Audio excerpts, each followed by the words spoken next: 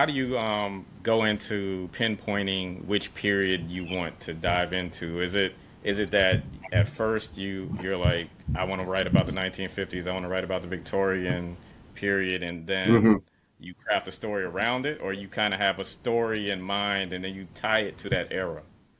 I think it's the era that, you know, inspires me first. I think for the 1890s, and interesting, way back in my career, I actually worked at the Smithsonian institution for a while. And, being out there and being a history buff and being able to walk through those museums is incredible. And you see things like the history of communication, the history of, how Victorian, you know, uh, era affected America and things like that. So I started to have a fascination for that. And that's what led to that Puzzle Box Chronicles book. The local hunting one was a little bit different because, I'm a little bit older, and everybody I knew when I was a kid was a World War II veteran. I mean, literally, my dad was, uncles were. Everybody I knew had been affected by that. And I would overhear their conversations talking about, oh, geez, remember such and such? Oh, yeah, yeah, he didn't make it back.